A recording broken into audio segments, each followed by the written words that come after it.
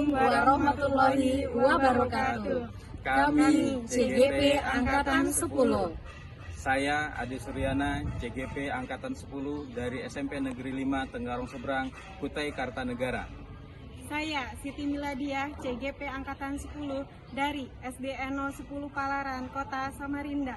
Dan saya Nurjana Sari, CGP Angkatan 10 dari SD Negeri 004 Sungai Pinang, Kota Samarinda. Kami akan menyampaikan demonstrasi kontekstual modul 2.3 tentang coaching untuk supervisi akademik. Selamat menyaksikan. Bismillahirrahmanirrahim. Assalamualaikum Bu Mila. Waalaikumsalam Bu Nur, bagaimana kabarnya hari ini Bu? Alhamdulillah sehat Bu Mila. Oh ya Bu Mila, seperti janji kita kemarin, hari ini kita ngobrol-ngobrol sedikit ya Bu Mila ya. Iya Bu Nur, sesuai dengan janji kita kemarin, hari ini kita akan berdiskusi bersama Bu ya mengenai coaching. Jadi coaching ini sesuai dengan alur tirta Bu ya. Bu Nur sebagai coach, lalu siapa Bu namanya? Pak Ade jadi coachingnya. Oh iya, Pak Ade sebagai coaching. Nah, jadi nanti dalam kegiatan coaching Bu Nur, saya ini hanya sebagai pengamat atau observer Bu ya. Dalam kegiatan observer itu nanti ada 4 kriteria penilaian Bu. Yang pertama itu sangat baik, terus baik, lalu cukup baik dan kurang baik. Lalu untuk kompetensi coaching sendiri, manakah yang akan Ibu kembangkan? Ya, untuk kompetensi yang ingin saya kembangkan kali ini Bu Mila, yang pertama yaitu kehadiran penuh atau present, kemudian yang kedua menjadi pendengar yang aktif, dan yang ketiga memberikan pertanyaan-pertanyaan yang berbobot. Iya, baik sekali Bu. Dari 3 kompetensi coaching tersebut, secara spesifik kompetensi yang mana nih yang akan Ibu kembangkan atau yang akan Ibu tingkatkan dalam kegiatan coaching ini nanti? Untuk secara spesifiknya kompetensi yang ingin saya kembangkan Bu Mila yaitu menjadi pendengar aktif, kemudian memberikan pertanyaan-pertanyaan berbobot. Kenapa saya memilih ini? Karena saya ingin menggali kompetensi yang dimiliki oleh coaching. Iya, baik sekali Bu Nur. Jadi ini sudah saya catat Bu Nur ya. Dalam kegiatan coaching ini nanti akan saya amati apakah kegiatan coaching Bu Nur sudah sesuai dengan alur tirta, dan untuk kompetensi yang akan Ibu secara spesifik akan Ibu tingkatkan yaitu sebagai pendengar aktif dan mengajukan pertanyaan yang berbobot gitu ya. Nah, jadi setelah itu nanti akan saya sampaikan nih sampai manakah ketercapaian kompetensi yang akan Ibu laksanakan dalam kegiatan coaching nanti. Iya, baik Bu Mila. Terima kasih Bu Mila. Sama-sama Bu Nur. Bismillahirrahmanirrahim. Assalamualaikum Pak Ade.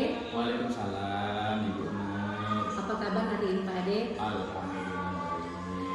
Oke, Pak Ade sudah hadir di sini ya, karena kemarin kita sudah ada janji nih kita akan berbincang-bincang.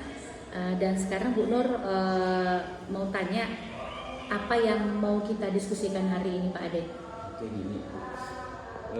Seperti yang saya janji kemarin bahwasanya saya ingin curhat dengan Ibu gitu ya. Siap. Ada sedikit masalah terhadap murid-murid saya khususnya di kelas 7 nih. Mereka menghadapi kejenuhan dalam belajar gitu ya.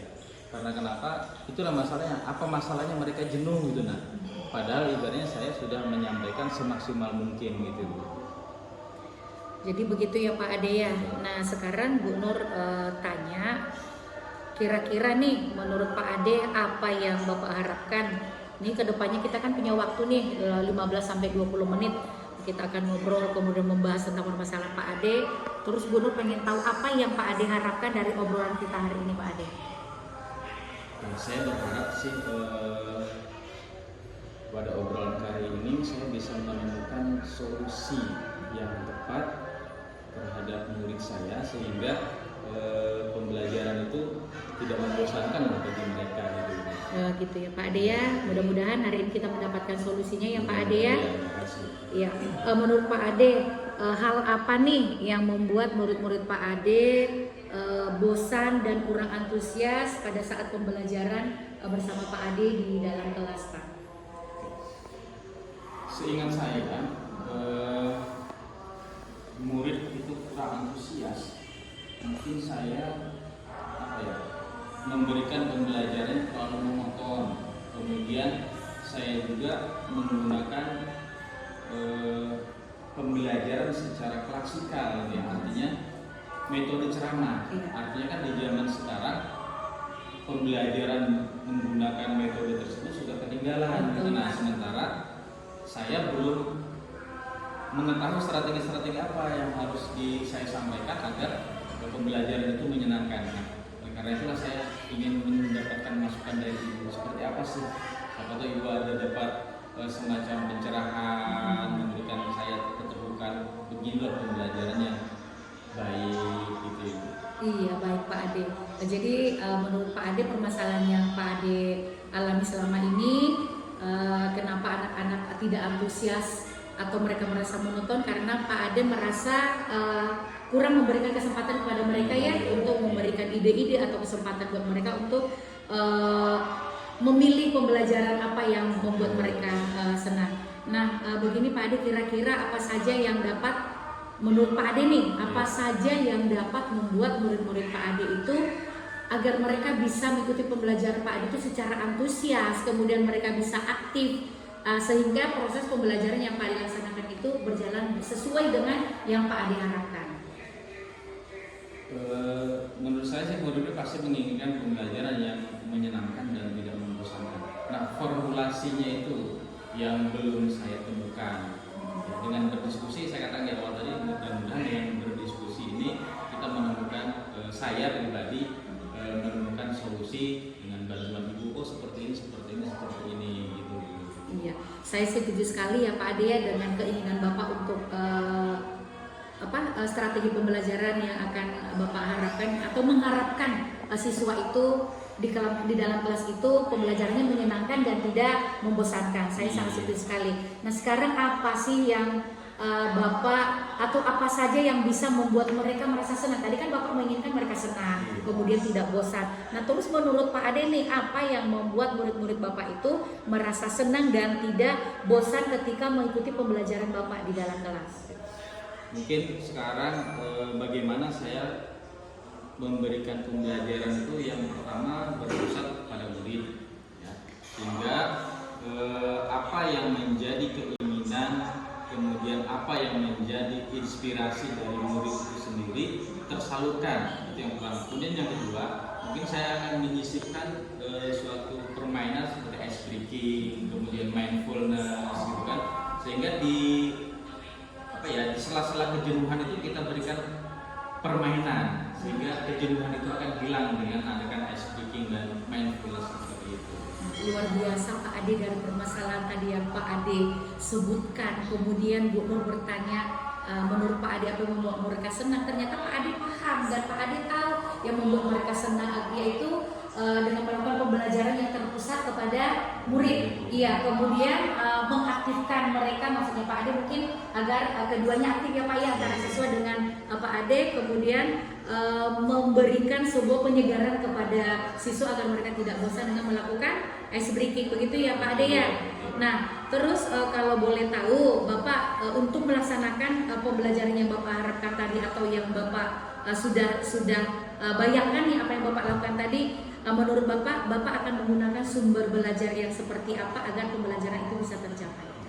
Sebelumnya saya sih menggunakan biasanya pakai buku teks yang ada di perpustakaan, buku paket yang ada saja, belum kepikiran apa sih metode yang pas, apa ya yang saya diterapkan, pakai media apa, itu masih dalam rancangan saya. Ya, kemudian kalaupun memang nanti sudah ketemu rancangannya setelah diskusi ini, mungkin akan lebih baik nanti mungkin saya bisa menggunakan media YouTube, kemudian bisa saya menggunakan media CapCut, Iya. atau saya menggunakan media Canva, yang sehingga apa, si murid tersebut timbulnya apa, kreatif gitu. Iya. Akhirnya jadi tidak bosan lagi, mereka terpacu untuk berkreasi gitu dengan sendirinya gitu. Nah, betul sekali, luar biasa loh Pak Ade. Itu rencana-rencana yang akan Bapak laksanakan itu media pembelajaran atau sumber belajar yang sangat menarik sekali, karena itu aplikasi-aplikasi yang sangat tren Iya. saat ini ya Pak Ade ya. Dan khususnya anak-anak kita sekarang ini lebih mudah mungkin memahami pembelajaran ini melalui media-media yang lagi ngetren sekarang ini. Nah, betul sekali Pak Ade. Saya yakin dengan penggunaan media sumber belajar yang Pak Ade rancang ini nantinya, maka Pak Ade akan bisa menciptakan proses pembelajaran yang menarik bagi siswa Pak Ade. Amin, amin Pak Ade. Nah, sekarang Pak Ade, rencana selanjutnya apa yang akan Bapak rencanakan untuk menyelesaikan permasalahan Pak Ade tersebut? Mungkin yang pertama saya akan merancang bagaimana pembelajaran itu menyenangkan. Kemudian saya akan memberikan tugas kepada siswa itu yang sesuai dengan karakter siswa itu sendiri. Kemudian bagaimana saya bisa memanfaatkan fasilitas-fasilitas yang ada di sekolah kami. Alhamdulillah sudah ada fasilitas satu murid satu Chromebook, sehingga mereka nanti bisa berkreasi, berinovasi dengan alat tersebut. Itu Bu.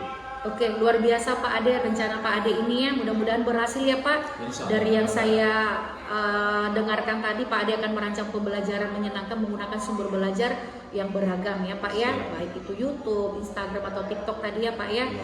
Kemudian Pak Ade akan melakukan berarti tes awal untuk mengetahui gaya belajar siswa ya Pak ya. Iya. Seperti itu ya. Oke, bagus sekali rencananya Pak. Sekarang Bu Nur pengen tahu Pak Ade, komitmen Bapak terhadap rencana Bapak tadi seperti apa?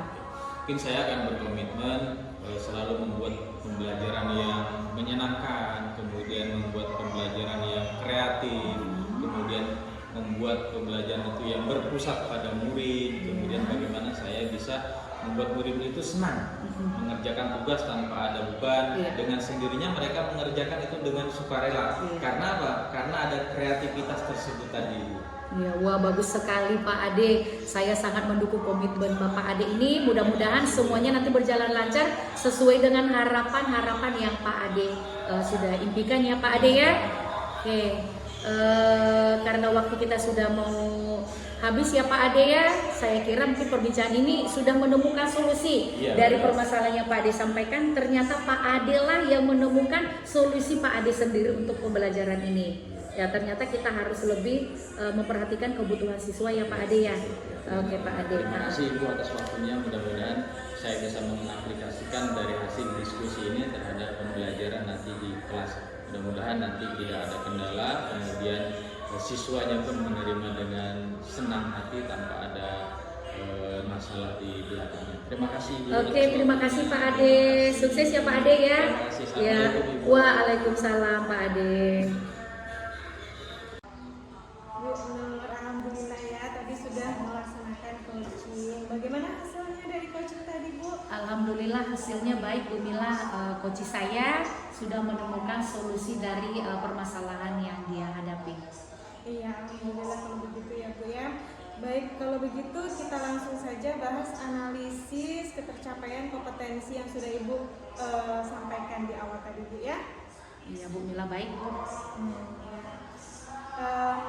Pada saat melaksanakan coaching tadi itu ketercapaian indikator apa yang sudah Ibu laksanakan? Begini Bu Mila, saya sudah memberikan kehadiran penuh seperti tadi yang saya sampaikan di awal ya Bu Mila ya. Saya memberikan kehadiran penuh pada saat coaching, kemudian saya menjadi pendengar aktif dengan menatap dan fokus kepada coach saya dan memberikan pertanyaan yang berbobot untuk menggali potensi dari coaching.